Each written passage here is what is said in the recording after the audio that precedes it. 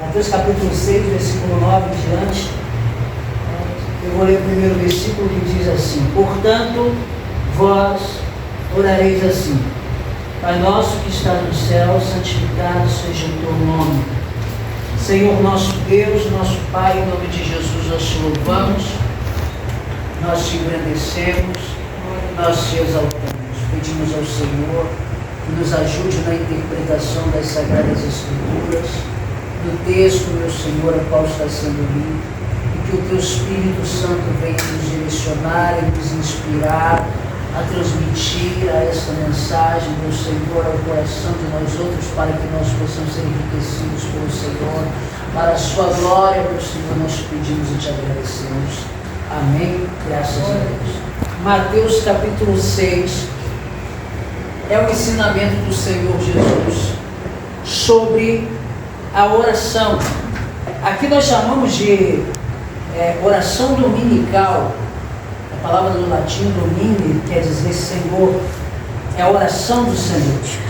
Quando você olha o texto do versículo 9 ao versículo 13, você percebe que ele vem com algumas divisões, tipo prefácio, vem com algumas petições, para dizer mais exatamente 6 petições, e embaixo a consumação do texto, ou daquela parte, daquele parágrafo, ou uma parte dele. Nós notamos aqui, são 6 petições, é o primeiro o prefácio, depois vem 6 petições, e depois vem o seu reino, a sua glória, que é a conclusão desse assunto. Pois bem, quando nós analisamos o texto, vemos que a oração que Jesus queria que os discípulos aprendessem não era exatamente a oração do Pai Nosso, como se nós fôssemos somente orar o Pai Nosso. Digamos, vou te dar um exemplo: se nós chegarmos em casa ou em qualquer lugar onde nós estivermos, nós vamos orar o Pai Nosso e tá bom, não serve, não precisa de mais nada. Não é essa a intenção. Ele está mostrando qual é o modelo de oração que nós devemos abraçar.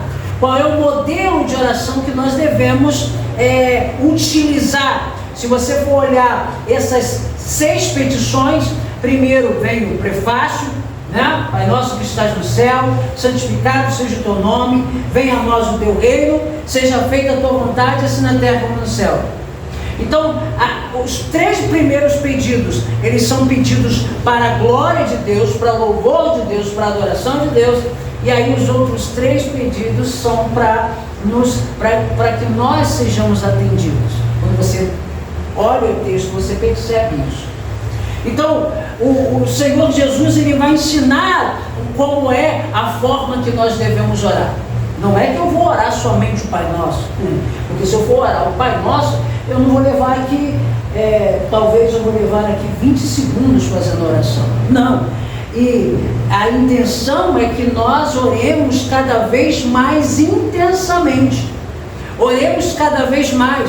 Se você pegar, por exemplo, lá no Getsemane com o Senhor Jesus Cristo, o Senhor Jesus separa os discípulos, coloca uns em uma localidade, vai mais à frente e coloca outros, e começa mais à frente orando sozinho. Daqui a pouco ele se levanta e vai lá até os seus discípulos e vê que os discípulos estão dormindo. Em algum momento ali ele vai dizer assim: vocês não podem orar comigo pelo menos 1 hora. Então significa que ele está mostrando o seguinte, que há intensidade na oração, mas também há uma quantidade de tempo, pelo menos 1 hora. Se nós formos analisar, ele está questionando com os discípulos: vocês não podem orar comigo pelo menos 1 hora. 1 horinha que seja. 1 hora nós gastamos muito, 1 hora fazendo milhares de outras coisas. Mas quando nós vamos orar, às vezes, se nós deixarmos, nós vamos orar 5 minutos, 10 minutos, 15 minutos, e na verdade nós deveríamos orar muito mais intensamente. E não tem como você orar intensamente somente 20 segundos, 30 segundos, 5 minutos, 10 minutos, 15 minutos. Quanto mais intensamente você ora, mais você mergulha ali naquele momento de oração.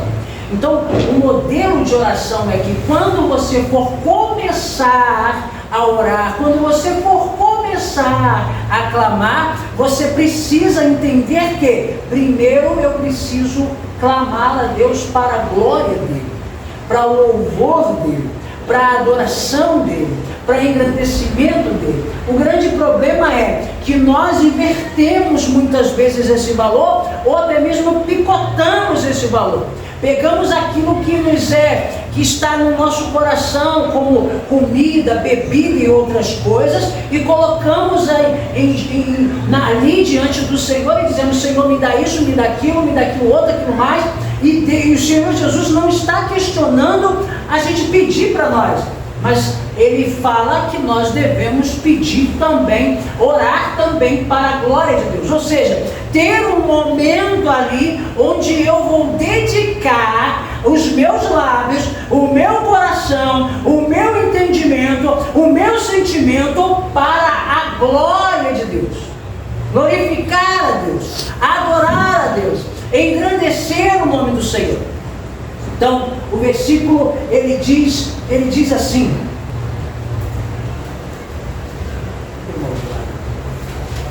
ele começa assim, ó: portanto, vós orareis assim: Pai nosso que estás no céu.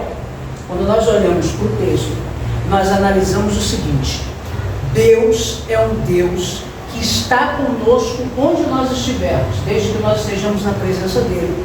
Ele estará conosco em todos os momentos. Perfeito, pastor. Eu entendo isso também, eu acredito nisso. Onde nós estivermos, Deus está. Porém, eu preciso entender também que Deus é um ser supremo, que está sentado lá no seu trono de glória e que precisa ser venerado e adorado, engrandecido como Ele é. Ele não é somente o meu amigo. Nós entendemos que Deus é nosso amigo, e Ele é. Ele disse que Ele nos ama, sim, Ele nos ama, mas eu preciso também entender que Deus não está no mesmo nível que eu, ou no mesmo nível que um amigo terreno. Há uma infelicidade das pessoas hoje em dia, delas acharem que Deus está num pé de igualdade a ponto delas chamar Deus de você. Deus, você. Não, essa forma de tratamento eu utilizo para um amigo, eu utilizo para um irmão, eu utilizo para um conhecido. Meus pais, minha mãe, por exemplo, eu não posso chamar de você, eu tenho que chamar de senhora, tomar a bênção se for possível. Pessoas mais velhas, meus avós, minhas avós, eu tenho que tomar a bênção, é senhora. Pessoas mais velhas na rua, eu não vou chamar de você. Experimenta, por exemplo, chegar lá diante de um tribunal, diante de um juiz, no momento em que ele está exercendo a sua profissão, e chamá-lo de você. Há um sério risco de você ser repreendido ali diante da frente de todo mundo. Esses dias eu estava vendo, por exemplo, trabalho do STF, onde um advogado que estava destrinchando ali uma petição, fazendo um apelo, ele, num momento ali de relaxamento, ele chama um dos ministros, que na época era o ministro Marco Aurélio de Mello, chama ele de você. Ele para na mesma hora aquela petição, aquele apelo que a pessoa está falando, e chama a atenção do presidente no sentido de: presidente, olha só, essa forma de tratamento, para esse tipo de tratamento não cabe aqui dentro desse local. Aqui é vossa senhoria, ou melhor dizendo, vossa excelência. Quando a advogada chamou o ministro de você. Agora você imagina diante de Deus, quando nós estamos diante de Deus, e pegarmos e dizer: Deus, você e você, não, eu tenho que colocar Deus no devido lugar dele, que é o meu Senhor, o meu Deus, o meu Criador, aquele que fez os céus e a terra. Eu não posso tratá-lo como qualquer outra pessoa. Tem que haver um respeito, uma submissão. Então, Pai nosso que estás no céu, santificado seja o teu nome. Segundo a cultura hebraica, eles não colocam o nome de Deus quando eles vão escrever nos originais. Por quê? Porque eles acham o seguinte: é tão temeroso, é tão tremendo o nome de Deus, que eu não posso colocar o nome. Na realidade, não tem nome para o nome Deus. Quando nós falamos Deus, Deus é do latim. Na realidade, os judeus, eles chamam Deus de Yahvé, ou o Eterno, ou Adonai, ou outros nomes. Por quê? Porque são adjetivos. Ele é eterno, ele é soberano, ele é poderoso, ele é Tsidkenu, ele é o Jeová Sabaote, e por aí se vai. Mas o nome do Senhor é separado de qualquer outro nome, no sentido de eu não posso comparar o nome do Senhor com qualquer outro nome nos céus, na terra, debaixo da terra. Eu tenho que entender que esse nome tem poder. Quando nós pegamos, por exemplo, Hebreus e outras epístolas, vai falar que o nome de Jesus está acima de todo nome. Quando nós pegamos, por exemplo, Atos dos Apóstolos, capítulo 4, nós pegamos e vemos quando o apóstolo Pedro, e ele fala o seguinte: olha, e em nenhum outro nome há, pelo qual devamos ser salvos. Esse nome tem um poder tremendo.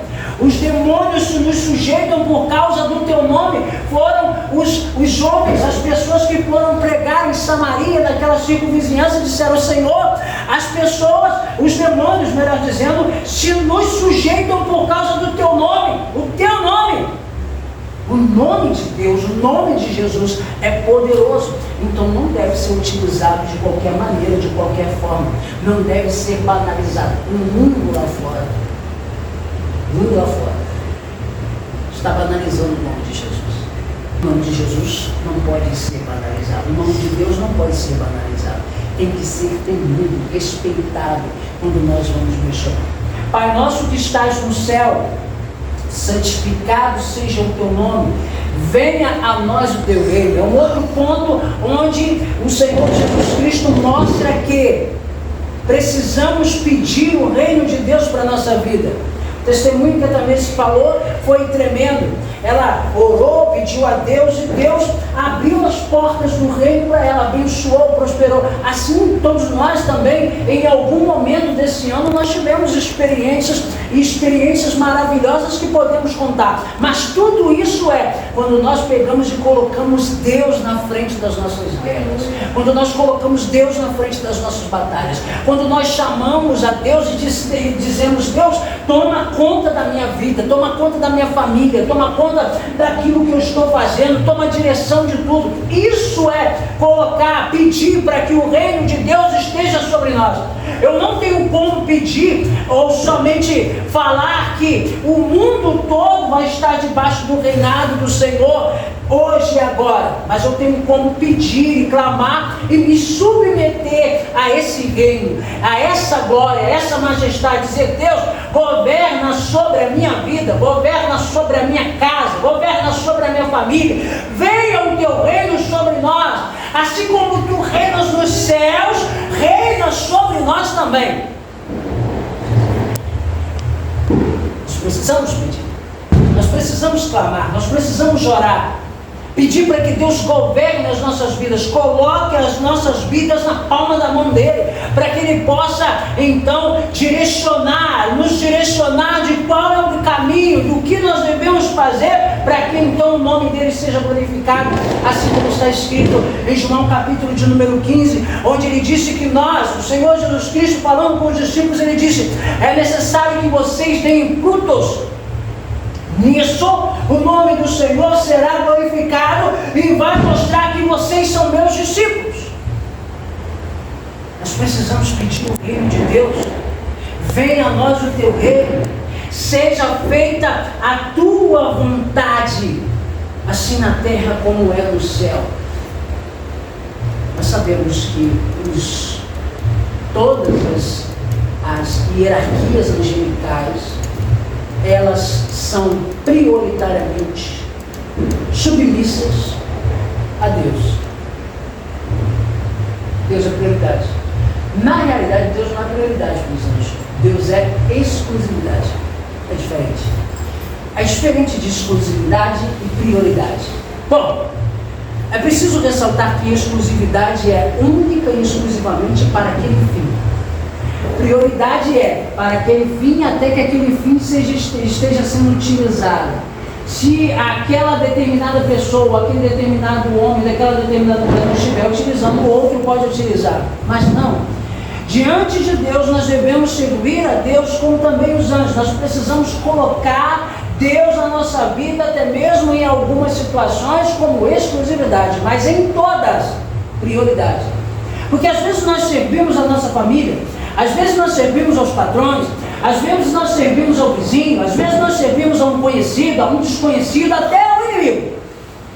O inimigo que eu falo é pessoas que às vezes não gostam de você. Não o inimigo Satanás e seus demônios, esse não. Eu falo de pessoas que às vezes te olham como pessoa não grata e quando pedirem, estenderem a mão pedindo socorro, você vai ajudar ele de alguma forma, você vai estar servindo. Os anjos, então, eles servem ao Senhor com exclusividade. Governa, Senhor, então, sobre nós. Seja feita a sua vontade, assim na terra como é também no céu. Não seja diferente. Que o Senhor seja exclusividade na nossa vida, que o Senhor seja prioridade na nossa vida, que o Senhor seja o Deus da nossa vida realmente, que nós não falemos isso somente por lábios, mas nós que utilizemos isso com todo o nosso coração, com todo o nosso ser, e venhamos praticar isso cada vez mais. Sabemos que é difícil, porque nós muitas vezes temos diversas coisas. Eu, por exemplo, e aí eu posso dizer isso dos irmãos também, eu sou o Marcos pai, eu sou o Marcos filho, eu sou o Marcos esposo, eu sou o Marcos chefe do lar. Se eu estiver trabalhando em algum lugar, eu sou o Marcos, o funcionário de fulano de tal. Se eu estiver na rua, eu sou um cidadão também, em todas as situações. Então nós nos dividimos às vezes 4, 5, 6, 7, dependendo das condições em que nós estivermos, 8, 9, 10 em situações. Porém, nós precisamos, ao longo do nosso dia, priorizarmos algumas coisas. O relacionamento com Deus, ele deve ser uma delas. Prioridade.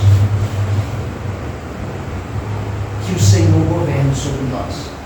Governa, Senhor, nos céus, governa também na terra, faz isso na nossa vida.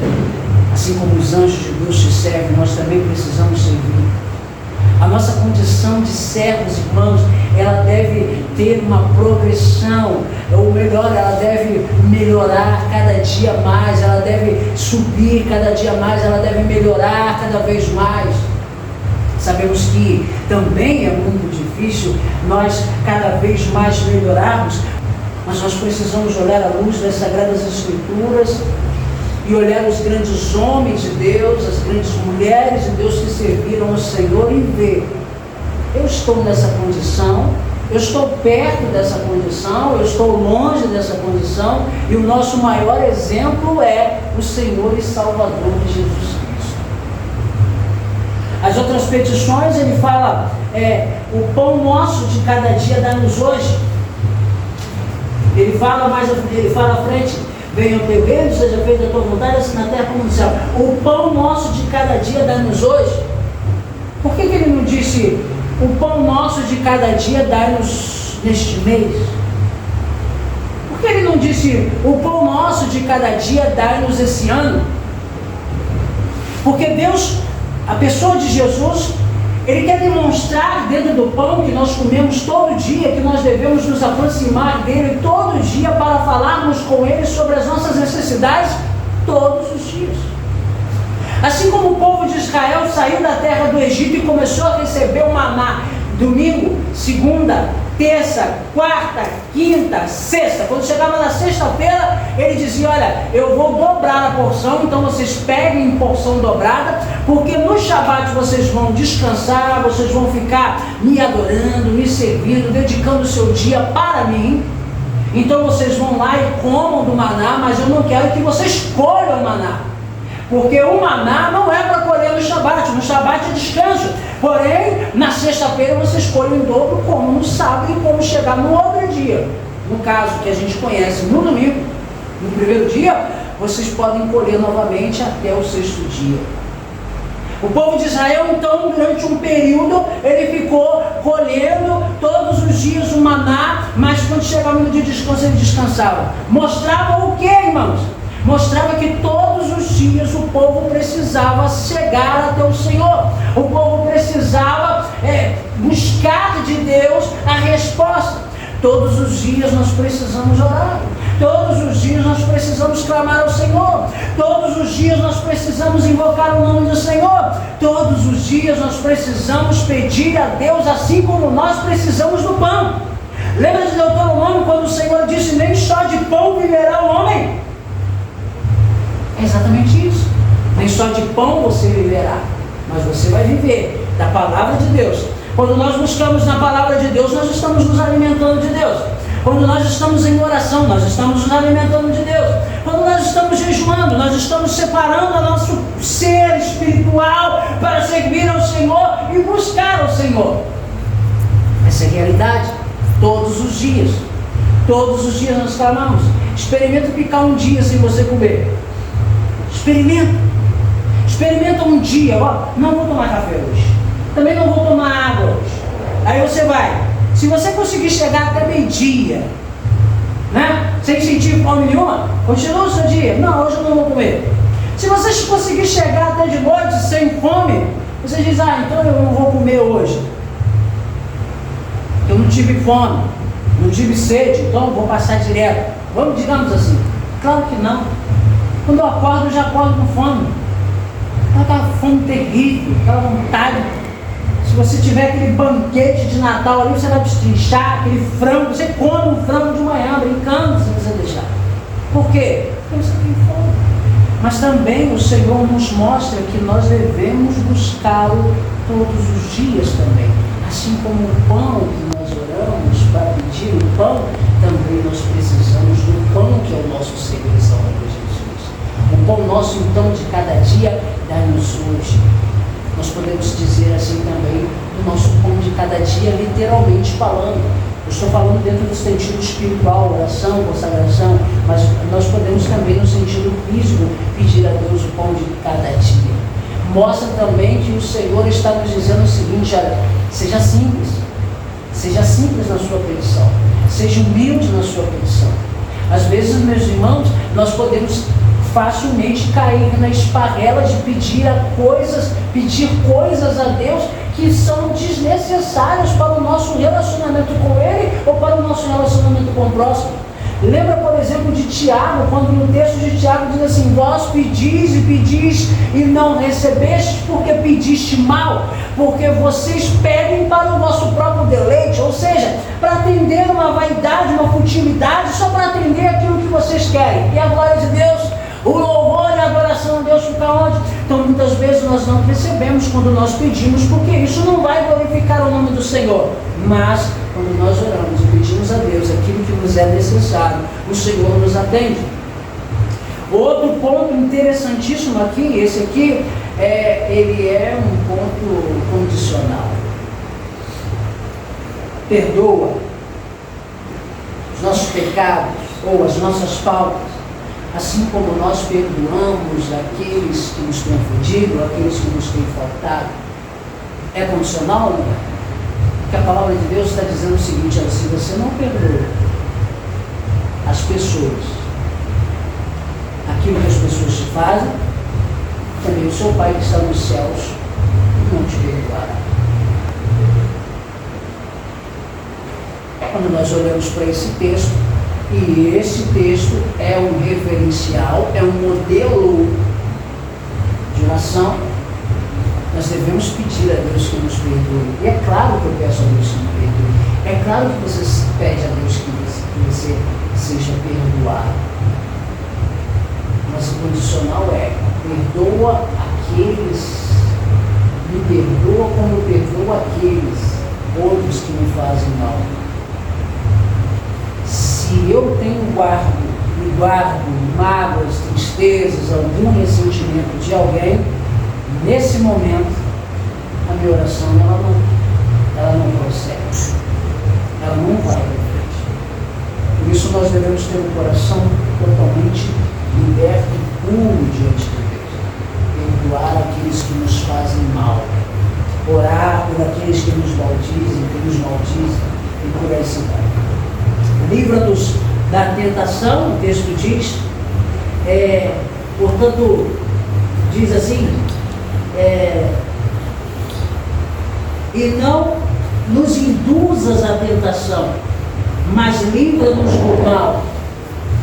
Não nos induzas à tentação, mas livra-nos do mal. Nós olhamos a tentação e nós conseguimos contemplar, se eu posso dizer assim, uma ambiguidade. Porque, notem que existem momentos, por exemplo, em Tiago capítulo 1, aonde Tiago, ele diz assim, ó, meus irmãos, têm de grande gozo quando caídes em várias tentações. Porque aquela tentação que Tiago está se referindo, ele está dizendo que irá produzir nos irmãos algum fruto bom. Sendo que aqui, o texto está dizendo, nos livre da tentação. Então, o que Jesus está dizendo? O que Jesus está falando? Ele está falando que o Senhor nos livre do tentador, do malvado. Quando a gente olha no original, no grego, que foi escrito o Novo Testamento no grego, nós olhamos aqui, essa palavra mal, no original lá está malvado, aquele que faz maldade, aquele que é mau. E aquele que é mau é Satanás, o inimigo, os seus demônios, nos livre deles.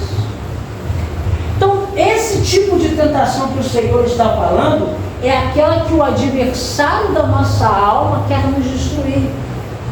Se você fosse lembrar, por exemplo, teve ali no momento da Santa Ceia, o Senhor Jesus Cristo chegou para Pedro e disse para Pedro assim, olha, Pedro, Satanás pediu para cirandar você e eu não deixei.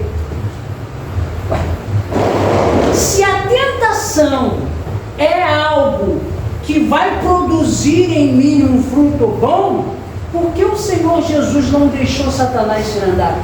É porque há um duplo sentido na palavra de tentação. É porque a tentação, ao mesmo tempo que é utilizada como uma prova, como um teste, aquele teste, por exemplo, de Abraão, quando Deus chega para Abraão e diz assim, Abraão, pega o teu filho, o teu único filho, e você vai sacrificá-lo. Abraão, ele respeita, ele obedece ao que o Senhor está falando para ele. Aquilo ali era uma provação para Abraão. Deus provou Abraão, produziu algo bom em Abraão, fez o nível de fé de Abraão subir ainda mais, e o nível de relacionamento de Abraão com Deus subiu ainda mais. Aquilo ali foi um teste. Mas ser cirandado pelo inimigo não é um teste. Ser cirandado pelo inimigo é algo que ele vai tentar para nos destruir. Então é disso que o Senhor está se referindo. Não nos deixe cair em tentação, não nos induza à tentação, mas livre-nos do malvado, livre-nos do maligno, livra-nos do tentador, livra-nos daquele que quer destruir a nossa alma, o nosso corpo, o nosso espírito, que seja, livra-nos dele. Então, irmãos, nós precisamos entender quando é que nós estamos sendo provados, ou quando provados no sentido de alavancar a nossa fé, ou quando é uma investida do adversário. Por isso a igreja precisa orar, pedir a Deus para que tenha o discernimento espiritual, porque o discernimento espiritual vai nos dar o entendimento de que quando é da carne, quando é do inimigo e quando é que vem do Senhor. Se você for olhar, por exemplo, mais para trás aqui um pouquinho, o Senhor Jesus Cristo, ele ensina para as pessoas no Monte das Bem-aventuranças, ele ensina para os irmãos o seguinte, ele diz, olha, exultai-vos e alegrai-vos quando perseguirem vocês, quando vocês forem perseguidos pelas pessoas. Quando disserem todo mal contra vocês por minha causa, exultem e se alegrem, porque assim também foram perseguidos os profetas antes de vós. Olha só que interessante, irmãos.